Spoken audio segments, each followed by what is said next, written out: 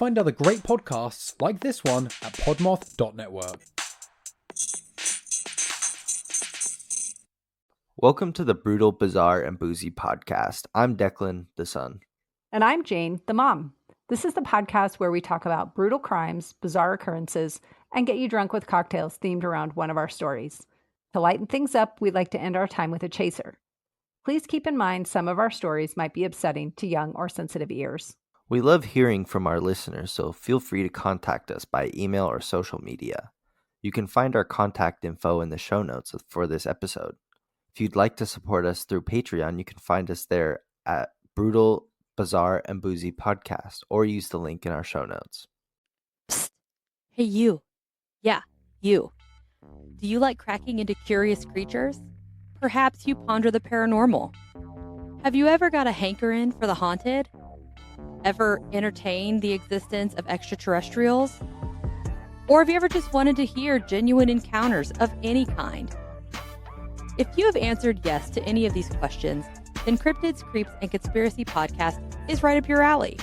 So grab your sense of humor and open your mind as we take a journey to uncover the mysteries behind kooky critters, spooky specters, enigmatic entities, and the controversial conspiracies that surround them. Buckle up because we're going to have a good time.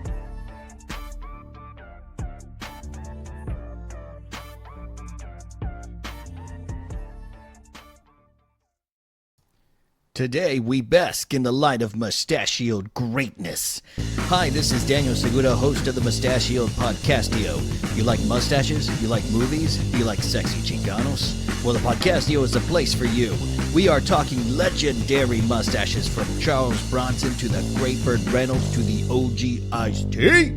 Find the Mustachioed Pocastio anywhere you listen to podcasts. That is Mustachioed Pocastio. Welcome back, everybody. Thank you for joining us again for some brutal, bizarre, and crazy stories with a little side of booze.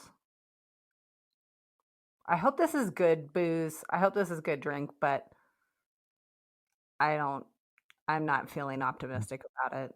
It's not me either. It's pretty. Yeah, it looks good, but mine's in a metal cup, so I don't think it's gonna be good. We'll see. What story are you gonna be telling us about? I'm going to be talking about some real-life zombies. Oh. Yeah. I don't like zombies. These are a little different. Like, it's... Yeah. They're it's not the weird. Walking Dead, eat your face. No, they're not eating and people. your brains. Okay. Yeah. Because I don't like those kind of zombies. Yeah. I don't think I would like zombies anyway, in any shape or form, but Yeah, me either. definitely What are not. you going to be telling us about today? I am going to be telling you about a serial killer that I hadn't heard of before. So I don't even remember how I found this one, but I went, oh, this is interesting.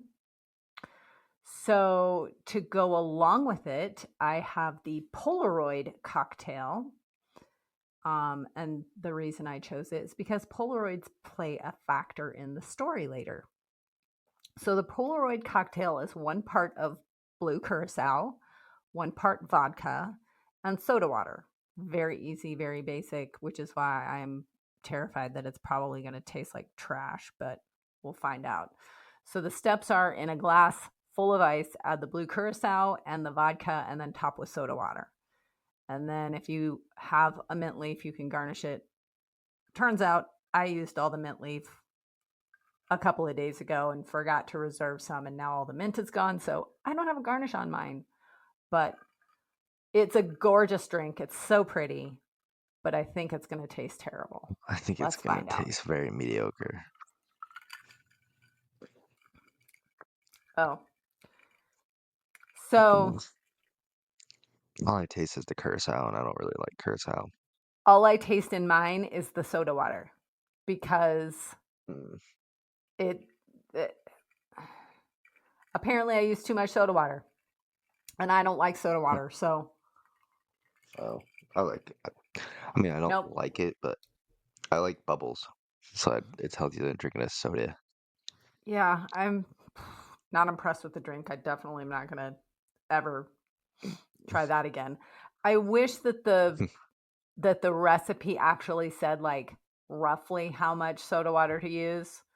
Then maybe I would get if you want to try this drink, everyone, use the soda water sparingly. I will say that. I think I probably put about 3 parts soda water in comparison, and that was too much. Maybe 4 parts. Too much. Yeah. I did about Okay. 2 parts. And but you said all you taste is the blue curacao. Yeah. Yeah. Which is not a I'd rather great. taste the I soda mean, water. it's kind of orangey, but But I also used a flavored flavored sparkling water that was orange flavor, so maybe that's why it's all I taste. probably because those 2 things are orangey. Yeah. It's pretty. It's a pretty drink if you like blue drinks. Yeah. You want to feel tropical and fancy. Just don't expect it to taste good. I prefer the taste over the color, though. Yeah? I don't know. No, like when I'm making a drink, I don't Oh, care what it looks yes, like. I want it to taste exactly. good. Me too. Yeah. Yeah, I don't. It Yeah. doesn't have to look pretty as long as it tastes good.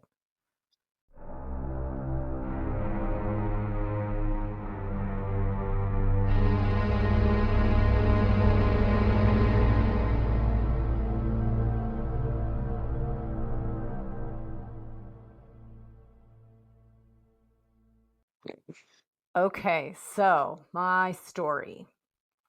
The guy's name is Robert Berdella.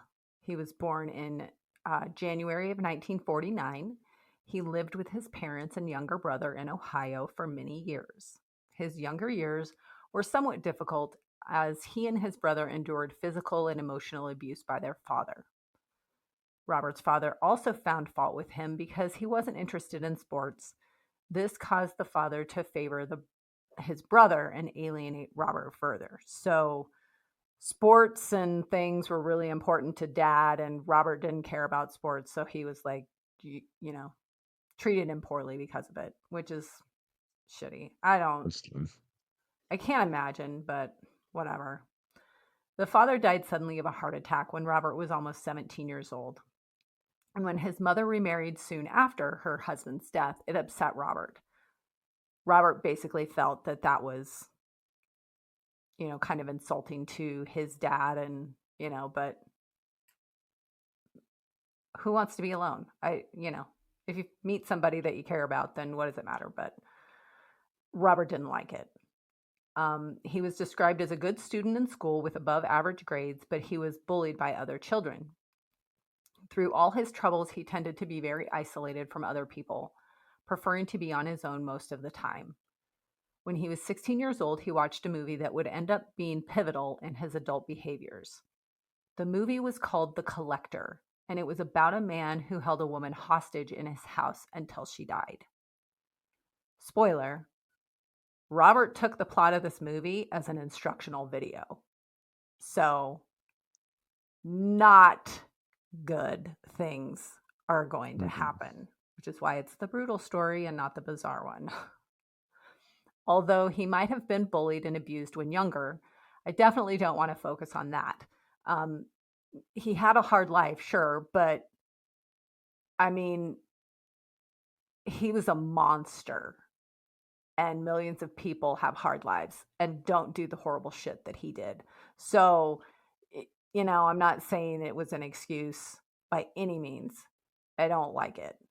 But let's get back to the story.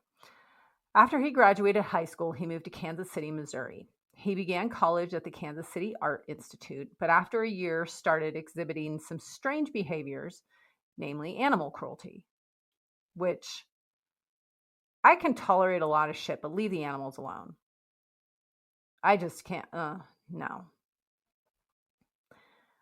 Around this time, he also started using and selling drugs as well as abusing alcohol. He was arrested for attempting to sell meth to an undercover police officer.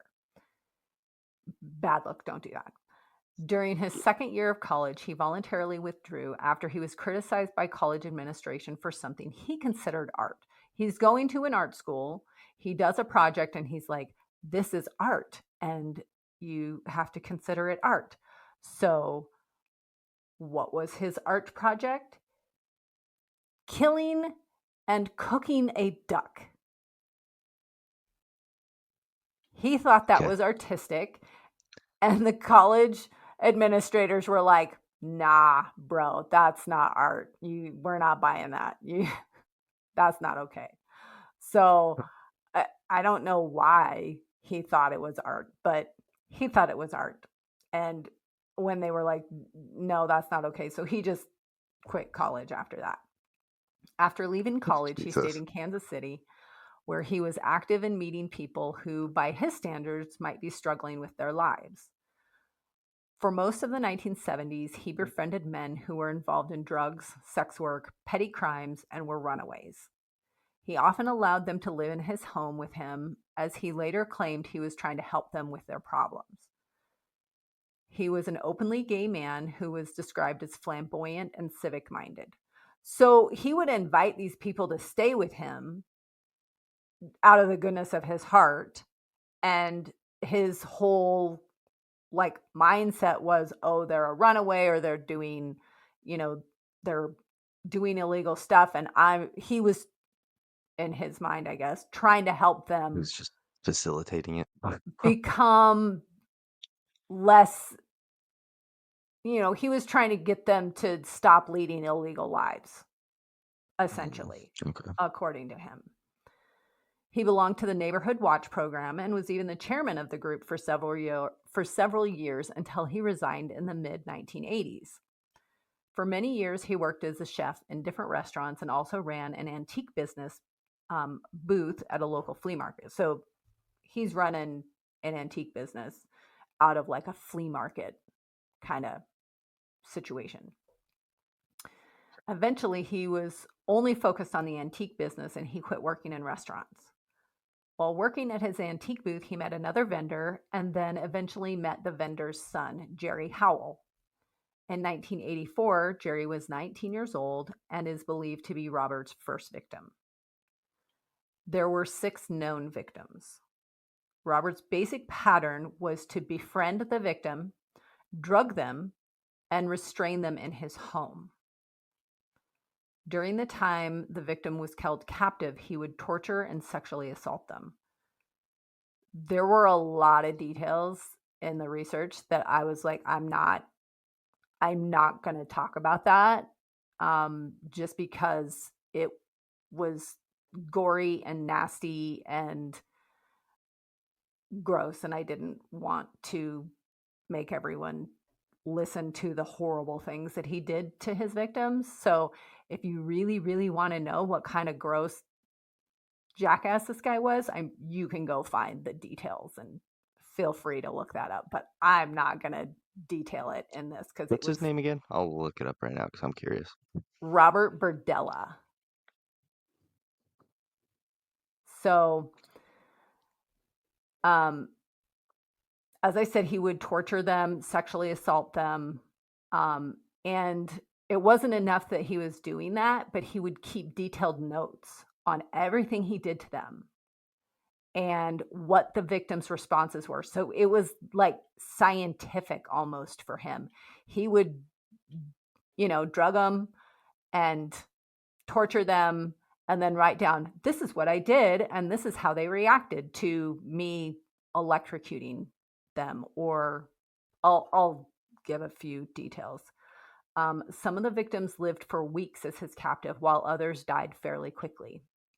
Sometimes they died accidentally. And I say that with quotation marks because the things he did to them were terrible. And they would look at it right die from the shit that he did. Other times he purposefully killed them by suffocating them. Once the victim was deceased, he would dismember the body and dispose of most of the body parts in landfills. However, he did keep the heads of 2 of his victims. One was located in a closet in his home, and the other was buried in the backyard. A few of his favorite methods of torture involved injecting drain cleaner into their vocal cords because it would make them more quiet. So when they were screaming, it wouldn't be so loud. I understand why you didn't include more details. That's pretty gruesome. Now that I'm looking at Right. it. He would also electrocute different parts of their bodies, insert needles under the fingernails, break their bones, and inject them with drugs, and use caustic liquids on their eyes. Do we know how he was getting all these drugs? Like, was he? No, I don't. But he was arrested years before trying to sell meth. So he had some kind of He a drug probably had a hookup. connection. Yeah. Yeah. Yeah. One victim had piano wire tied around his wrists in an effort to damage the nerves to his hands. He knew all of his murder victims, some more than others, but they were not strangers to him, except the last kidnapping victim. So he knew these people. They knew him. They were, associates to some degree, friends, people that came to him for help, and then he did this shit to them. Which is, I mean, it's terrible that bad things happened in general, but you don't expect someone that you consider a friend to do these horrible things to you. That's fucked up. In March 1988, Robert met Christopher Bryson, who agreed to go home with him. Robert had agreed to pay Christopher for sex. Instead, Christopher was knocked unconscious and then tied to the bed. Robert began some of his usual torture techniques and sexual assaults. Christopher was held for 4 days, but he managed to win some of Robert's trust over that time. On the 4th day, after Robert had left for work, Christopher was able to burn through the ropes that were tying his hands because Robert had accidentally left a book of matches nearby. So Christopher gains his trust It's and is tied like, to your hands, and you're trying to burn it with a match. That probably fucking sucked. yeah. But he's like, I got to get out of here. Yeah, burns on your hand are better than dying. Exactly. And some of the details will come out. We'll get to that in a minute about how Christopher was why he was so anxious to get out.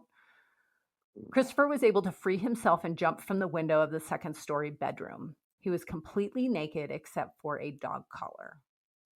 He asked for assistance from him. Yeah. He jumps out of the house. There is a meter reader, city worker who's walking along reading, meters.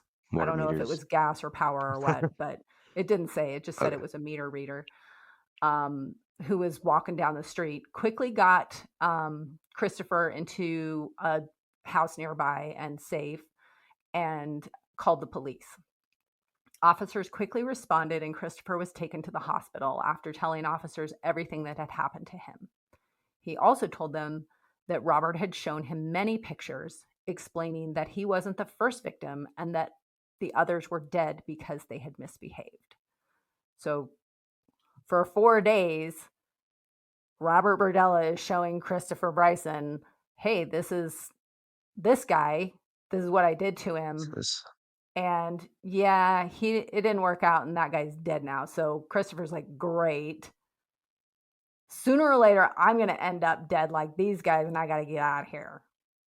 So he was, again, burning your hands over the torture that he was enduring. Yeah. Yeah. And jumping out of a 2nd-story window. I'd go for that. Yeah. They were, when Robert returned home, he was arrested for the sexual assault and initially denied officers to search his home. However, his permission wasn't needed because they got a search warrant. So they were like, hey, can we search your home? And he goes, no. And they go, we don't care. We got a search warrant anyway. We're just asking to be pulled. Jesus. They were able to corroborate Christopher's story about where and how he was held captive. They noticed that the bedposts where he had been tied up to the bedpost that he was tied to. The posts themselves were worn down, so it looked like it had been used for that purpose before. Other people had struggled against their bindings to get out, and they were like, great. Around the bed were also the instruments that had been used during the torture sessions. Officers also found hundreds of Polaroid pictures, just like Christopher had said. The pictures not only showed the victims being tortured, some appeared that the victim, at the time the picture was taken, that the victim was actually dead. Parts of the photographer's body could also be seen in many of the pictures. They would later make Robert pose naked in the positions seen in the Polaroids to match him to the pictures that they found. Additionally, during the search, officers found several bones with tool marks on them, 2 heads in different states of decay or skeletonization, many teeth, 1 victim's driver's license, various tools used in the dismemberments, and several notebooks with handwritten details of everything that the victims had endured. Because he had to write it all down. And then he kept the books, I'm guessing, so he could review what he did. I don't know. During this investigation, law enforcement realized that Robert had been questioned about the disappearances of 2 of his victims. He had retained a lawyer in those older missing persons cases without any evidence. There was nothing officers could do at the time. So a couple of his older victims, before this had ever come about, they did question him, but he immediately got an attorney. So they were like, we just know that you knew the victim, but they couldn't do anything because there was nothing, no evidence, nothing. So they just had to let him go on those. However, now they had plenty of evidence, and Robert was initially charged with Christopher's kidnapping and assault. He was eventually charged with one of the murders, and then more followed. In the fall of 1988, Robert pleaded guilty to 6 total murders in exchange for avoiding the death penalty. As part of the plea agreements, he had to testify to the identity of each victim, detailing everything that he had done to the victims and how they each had died. This testimony took several days. He was sentenced to life without the possibility of parole, and he died in prison from a heart attack in 1992 at the age of 43. This is a list of his known murder victims: 19-year-old Jerry Howell, 20-year-old Robert Sheldon, 27-year-old Mark Wallace, 25-year-old James Ferris, 23-year-old Todd Stoops, 20-year-old Larry Pearson. There were other people in the Polaroids that could not be identified, but Robert claimed those were those victims that were in those pictures that they didn't identify. He said those victims lived. So the 6 that they got him on, he says those were the only ones that died. But they don't obviously know for sure. So Yeah, it's possible I'm sure he had there were more. though. Yeah. Yeah. So. Jesus, that was a gross story. Yeah. Like I said, I didn't want to go into I gave a little bit of the details, but I really glossed over it. I mean, it was gross stuff that he did super to nasty. them. So. Well, I don't think this bizarre is gonna be much better. Okay. It's a new fear unlocked, but oh, wonderful. let's get As if I into don't it. have enough. Yes.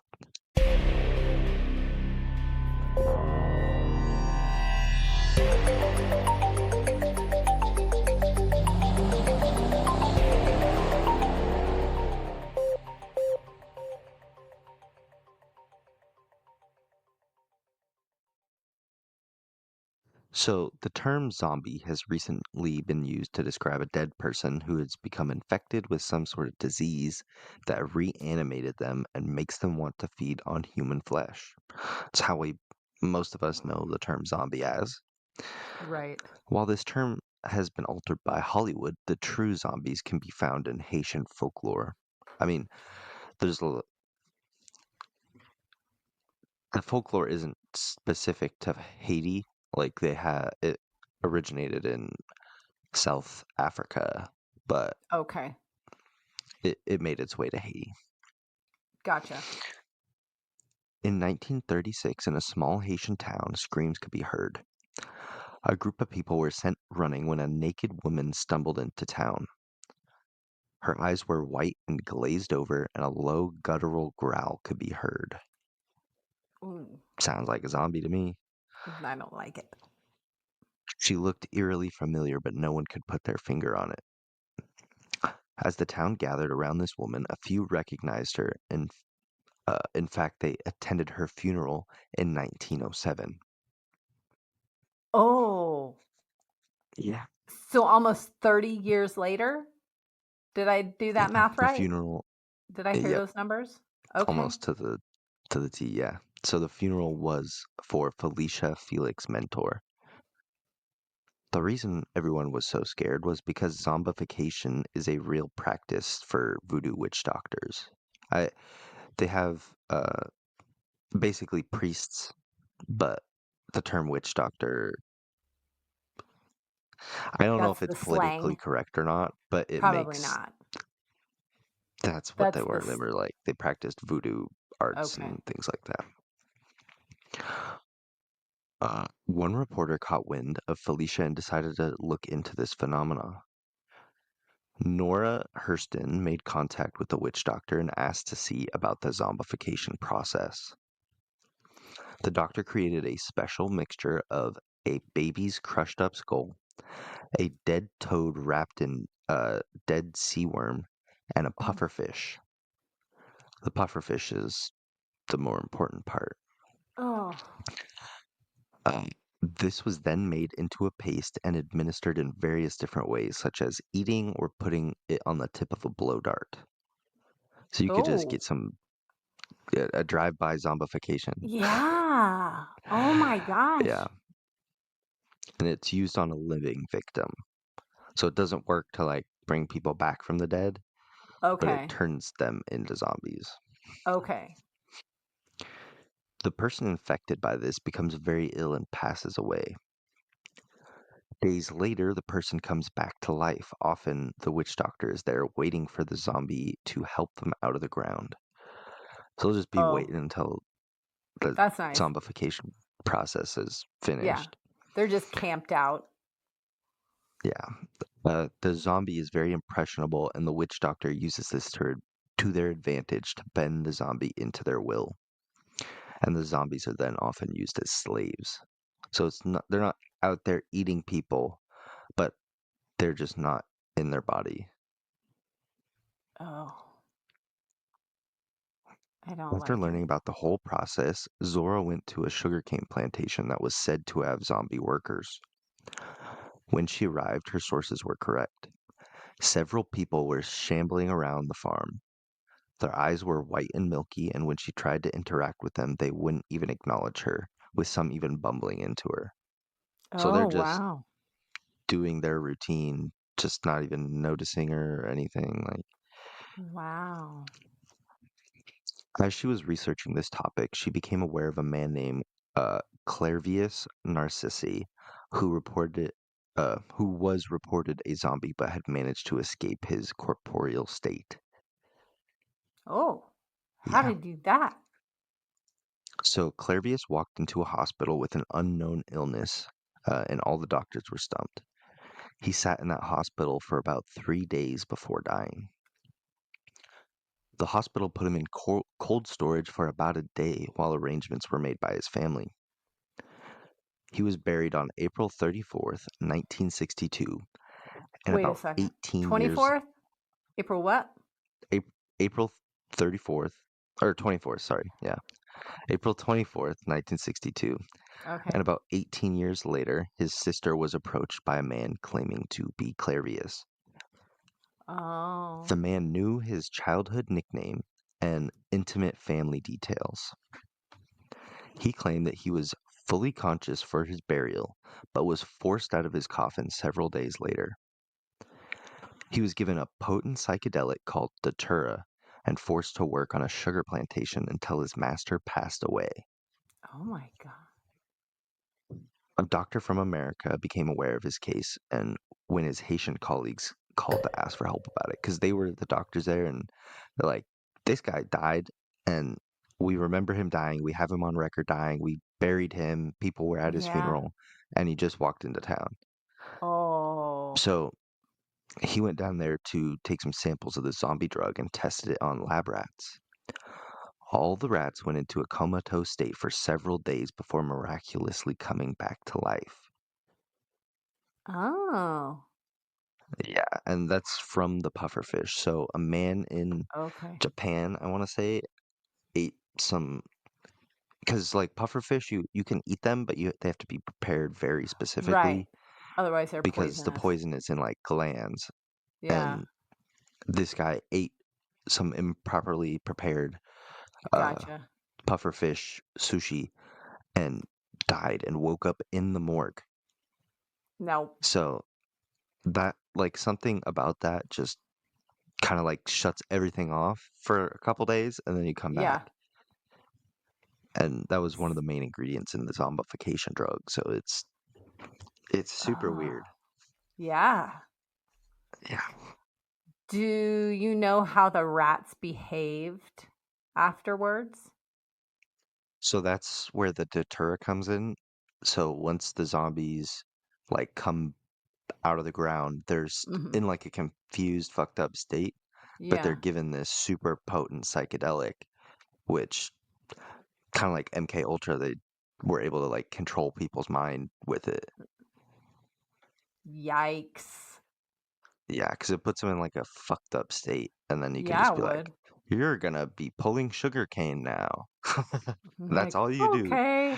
for 20 years. Wow. Yeah, super weird. I don't want to see The a zombies don't zombie. eat your flesh, but it sounds like Right. they're very close to movie zombies. I mean, maybe when you give them the psychedelic and tell them that that's their new goal is to eat flesh and eat humans, they might, True. instead of True. pulling sugarcane, hey, you next time you see a person wearing a green shirt, go chew on their arm. Go eat them. Yeah. Yeah. Ugh, I don't like it. Yeah. Not good. No. I don't want to be a zombie. No, me neither.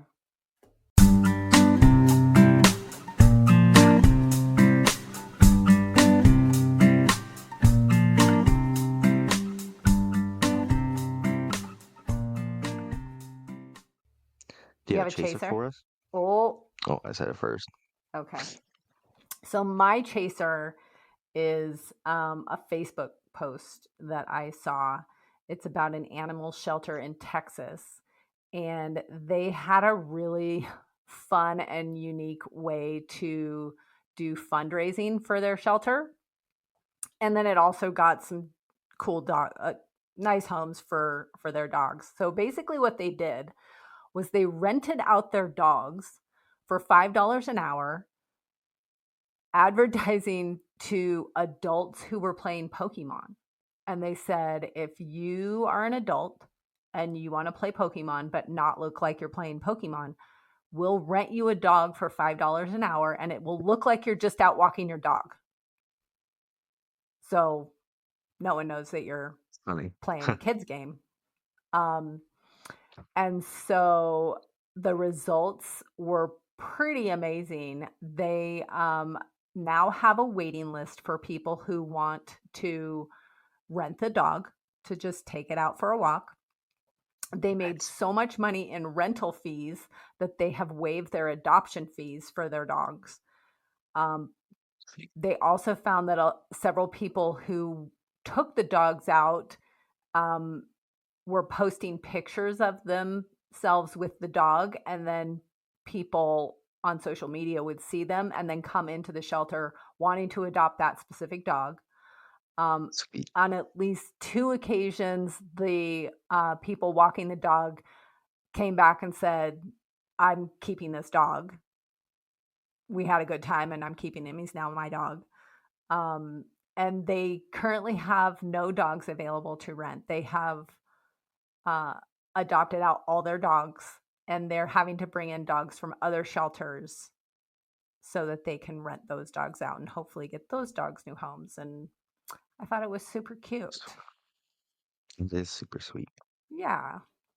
What's your chaser? I've got another watch recommendation. This Okay. time for the movie The Belko Experiment, which I just watched the other night. Okay. Oh man, it's Gina will love it, but Oh, it's 80 people get trapped in their office building, and this ominous voice comes over the intercom and was like, "Okay, you guys need to pick 2 coworkers that you're gonna kill, or we're gonna kill 4 of you." And then they keep upping the number up until oh, like 1 person is left alive, okay. and it's very, very gory. Like it Very almost gory. made my stomach turn at a couple points. Oh no.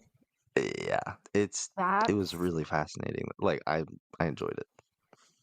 and I think that there's a lot of people out there who would love to be in that experiment because they have some terrible coworkers and they're like, I nominate these assholes. Yeah, true. But then you That's have to why be I the one don't who have decides that coworkers. it's creepy. Yeah, it sounds terrible. Yeah. Good I don't want to little work in that. horror movie though. No. All I right. think Well, that wraps us that up. wraps us up. Yep. Yeah. All Well, right. thanks Nice for chatting with joining, you, bud. everybody.